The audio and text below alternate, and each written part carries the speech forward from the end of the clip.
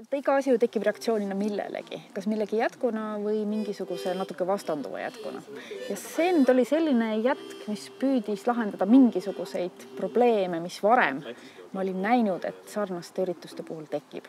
See umbes 1,5 aasta eest, kui Barroso kutsus kokku Euroopa Kultuuride Komitee selle sihiga, et leida nüüd see uus idee, mis Euroopat peaks käivitama, siis igal kokkusaamisel, mis kõik olid enamasti konverentsi vormis, püütigi leida vastuseid.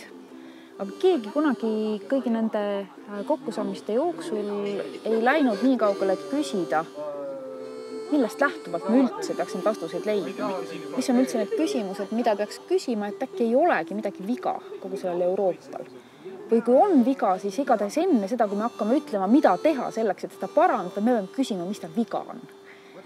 Ja siis ma läksin selle mõttega Jaanika juurde ja Jaanika ütles, et ei, me teeme seda kõike hoopis teist. Ei, no see tegelikult päris ka nii ei olnud, sest mälu on erinev. ja, just täpselt või selektiivne, eks ole, on ju. Aga meid võiksid pigem aidata just edasi kuhugi küsimused, sellepärast, et küsimused jätavad lõpuks nagu selle avatud ruumi, millest saab midagi edasi teha, ükskõik mis see midagi nagu lõpuks on. Ja see on nüüd nagu see haakumispunkt. Et pigem ma leidsin seda, et nagu konverentsi me tegema ei hakka või me tegema. Üks asi, mida me kohe teadsime alguses, on see, et konverentsi sellest ei tule. Ja tegelikult sealt sai nagu siis alguses nagu see, et mis võiks olla see vorm või formaat, mis raputab meid lahti võimalike nende vastuste otsimisest. Ja võt siis tegelikult me lõpuks jõudsime ka nende küsimusteni. Kusjuures, kui oleks saanud kuidagi dokumenteerida kogu seda protsessi, kus me hakkasime peale kuskil kevade kanti. Et see oleks olnud hästi huvitav jälgida seda, et mismoodi mingisugusest ette antud formaadist, selle lammutamisest sünnib mingi uus formaat, mis võib olla vähemasti tegijatele endale ja ilmselt ka osalejatele palju lahedam.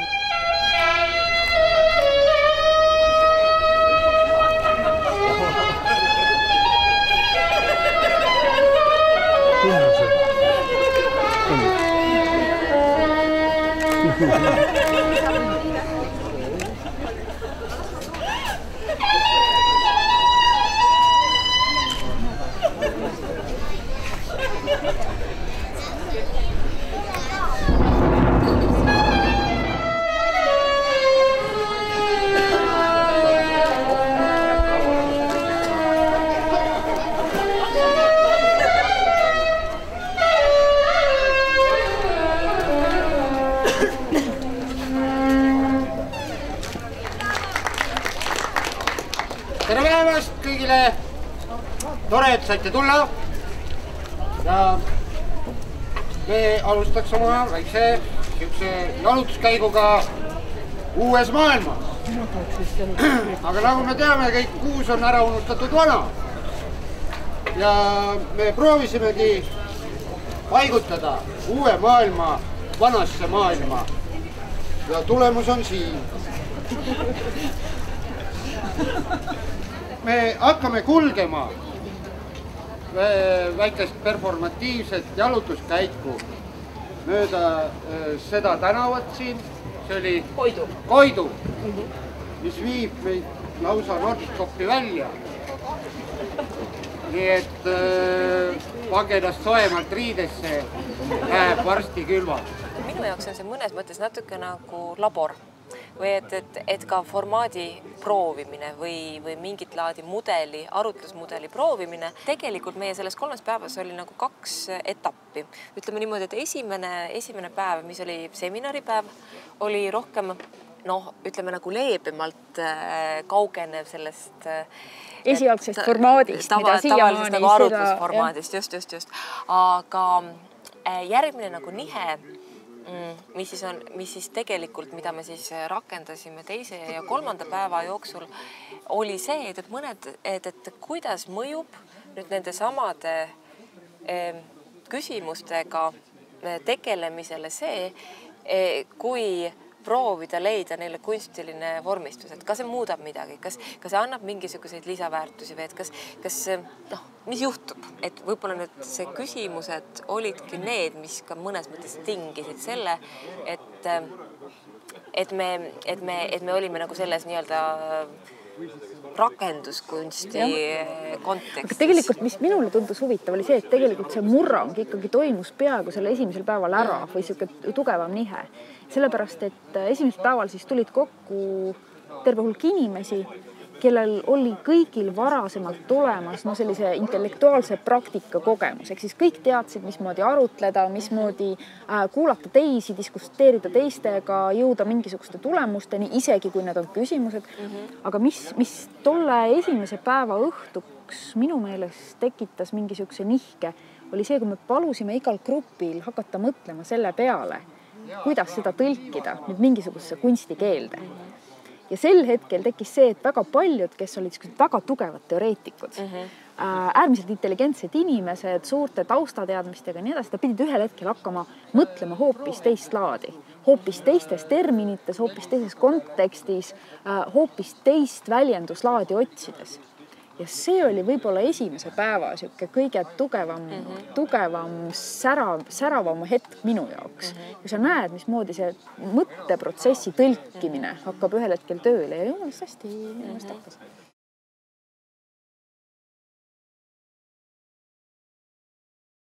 Mida peaks tegema, et see toimiks, on just nimelt see, et minna välja sellest konverentsi formaadist.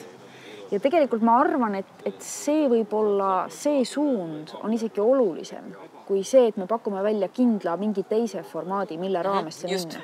Aga just see, et minge välja sellest konverentsi formaadist üldise korralduse poolest ja ka see, et kui inimesed saavad öelda oma seisukoht ühe või teise asja suhtes, ühe või teise teema suhtes, ärge laske neil teha poolt vastu hääletusega. Et see, mis meil tekkis erinevate tubade klubis, oli just see, et on ausalt olemas küsimusi, kuhu ei saa anda ühte õiget ja vale vastust. Ei ole olemas sellist asja. Ja see süsteem, mis hakkas tööle, seal oli see, et me saime end positsioneerida. Ja, nagu erinevate vastuste vahel leida näiteks, et ma olen, ütleme, natukene arvan nii, aga samal ajal see vastus võib ju ka olla mingil määral õige. Et sa saad kombineerida erinevaid vastuseid selleks, et leida siis oma sükest hetke sellel teljastikul, et mida sa arvad, mis võiks olla õige.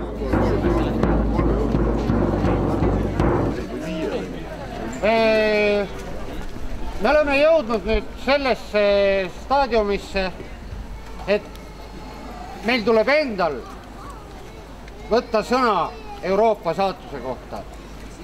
Ja seda juhendab teile Jaanika. Nii, mäng käib niimoodi. Seal nurgas te näete ühte kohe küsimust. Noormees tõstab küsimuse ülesse ja see on see küsimus, millele igaüks võiks leida vastuse. Aga vastuse variante me oleme pakkunud nagu 4 vastuse varianti. Te võite ennast vaigutada, mitte ainult nende ribade peale, vaid nagu koordinaat teljestikus ka kuskile vahele. Ja nüüd tuleb palun esimene küsimus. Kui ma nüüd nagu mõtlen just nagu seda üleminekut või nagu tõlkimist nagu selle performance'i poole peale.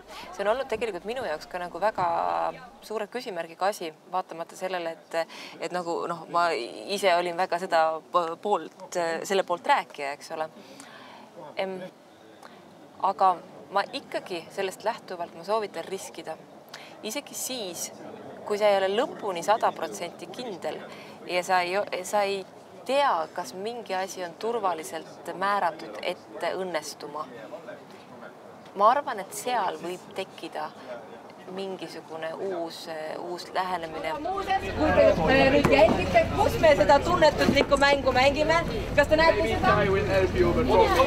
Kodus, sellist mängu me mängime ainult kodus, eks ole?